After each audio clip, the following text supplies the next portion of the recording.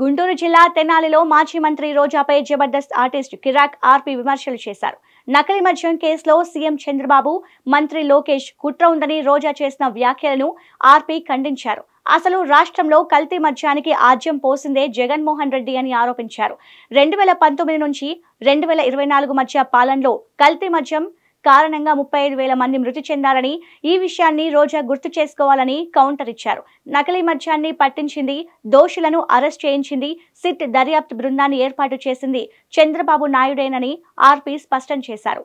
అభివృద్ధి, సంక్షేమం దిశగా సాగుతున్న కూటమి ప్రభుత్వంపై బురద చల్లే ప్రయత్నాలు మానుకోవాలని రోజాకు హితవు పలికారు. ఆర్కే రోజా నిన్న ఒక ప్రెస్ మీట్ పెట్టింది. ఆవిడ రాజకీయంగా 2 పార్టీల్లో ఉన్నప్పటికీ 20 సంవత్సరాల అనుభవం ఉంది. 2 సార్లు శాసనసభ్యురాలుగా గెలిచింది, 3 సార్లు ఓడిపోయింది. ఆమె APIIC చైర్మన్గా పనిచేసింది, టూరిజం అండ్ కల్చర్ అండ్ క్రీడా శాఖ మంత్రిగా పనిచేసింది.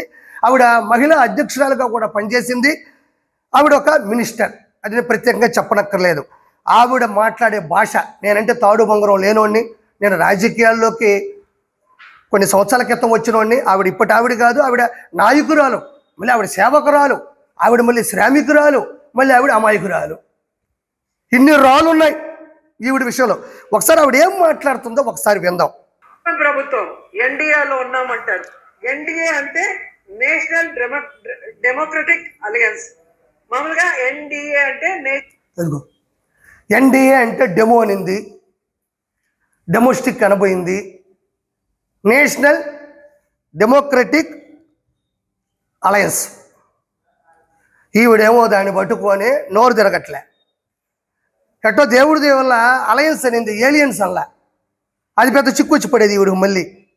దాన్ని మాట ఒక రాజకీయ భాష అది. ఆ భాషను మాట్లాడడానికి కూడా పేపర్లో రాసుకొని దాన్ని మళ్ళీ ఉచ్చరించలేక, దాన్ని మళ్ళీ మాట్లాడలేక, నేను ఒకటే చెప్తున్నా ఆర్కే రోజాకి, నీకు నోరు తిరగదు. రోజు మాట్లాడుకున్నటువంటి విజ్ఞానం, రోజు మాట్లాడుతున్నటువంటి భాష, రాజకీయ భాష కూడా నీకు చేత కాదు. అంటే ఈవిడికి నోరు తిరగదు, ఈవిడ నగిరిలో తిరగదు.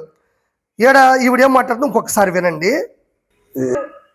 ఎన్టీఆర్ తీసుకొచ్చిన మంచి మంచి సంక్షేమ పథకాల్ని, మంచి మంచి చారిత్రాత్మకమైన నిర్ణయాల్ని ఎలా తొంగలో దొక్కారో మీ అందరూ గమనించారు.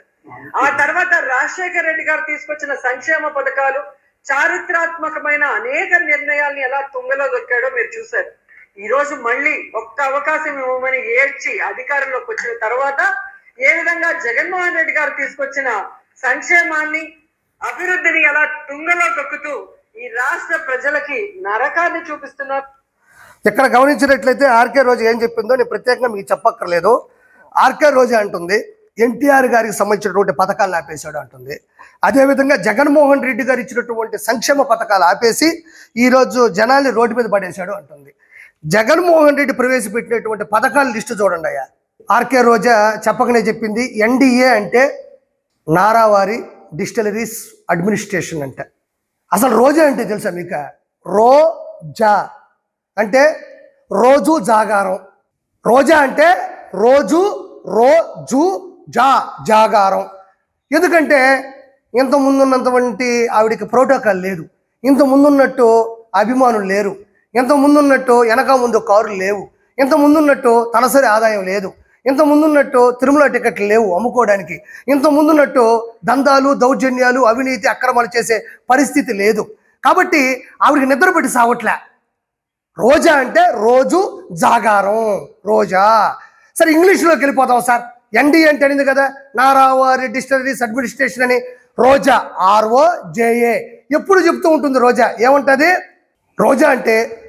ROJA. ఆర్ అంటే రేపు, ఓ అంటే వచ్చేది, జే అంటే జగనన్న, ఏ అంటే అధికారం. రేపు వచ్చేది జగనన్న అధికారం. రోజా జాగారం, రేపు వచ్చేది జగనన్న అధికారం. ఇది కదా మీనింగ్ అంటే. మనం చెప్పిన ఆ పదాలకు ఒక అర్థం ఉండాలి, వాళ్ళ క్యారెక్టర్ కూడా అది సమానం అయి ఉండాలి. రేపు వచ్చేది జగనన్న అధికారం. నేను అందుకే రోజా చాలాసార్లు చెప్పా, ఒక దుండు, ఒక దుప్పటి, ఒక సాపా కొనుక్కో, పొడుకో, కప్పుకో, 3:30కో కలొస్తుంది. కల్లో అన్నొచ్చేస్తాడు, అన్నట్టు అన్నొచ్చేస్తాడు. నువ్వు మళ్ళీ మంత్రి అవుతావు, 4 శాఖలకు మంత్రి అవుతావు, మిగతా వాళ్ళందరూ కూడా మీకు ఎట్ట అసెంబ్లీకి వచ్చే ఆలోచన కూడా ఉండదు కాబట్టి ఆ తాడేపల్లి ప్యాలెస్లోనే ఉంటారు. ఆడే కూర్చోండి. సెక్రటరియట్ అదే, అసెంబ్లీ అదే, పార్లమెంటు అదే, ఇంకా రెండోదంటూ ఏది ఉండదు మీకు. ఇండియాలో ఉండి ఇనుమంతా తీసుకొని చినుపు కంచెలు వేసుకున్న తాడేపల్లి ప్యాలెస్లోనే మీకు అసెంబ్లీ అదే, పార్లమెంట్ అదే, రాజ్యసభ అదే, ప్రతి ఒక్కటి అదే. కాబట్టి కలగనండి. మంచి కలగంటే జగన్మోహన్ రెడ్డి ఖచ్చితంగా సీఎం అవుతాడు. కానీ నిజ జీవితంలో నేను చెప్తున్నా, రాసి పెట్టుకోండి, నిజ జీవితంలో జగన్మోహన్ రెడ్డి సీఎంకి రాడు.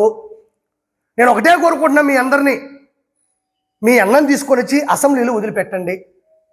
మా నాయన చిన్నప్పుడు స్కూలుకు పోతే 2 దెబ్బలు కొట్టి మా అమ్మ కానీ మా నాయన కానీ స్కూలు పంపించేవాళ్ళు నన్ను. నేనే కొట్టమని చెప్పట్ల మిమ్మల్ని. అన్నం తీసుకొని వచ్చి అన్నం రెడీ చేసి అసెంబ్లీలో వదిలేసి వెళ్ళిపోమని కోరుకుంటున్నా.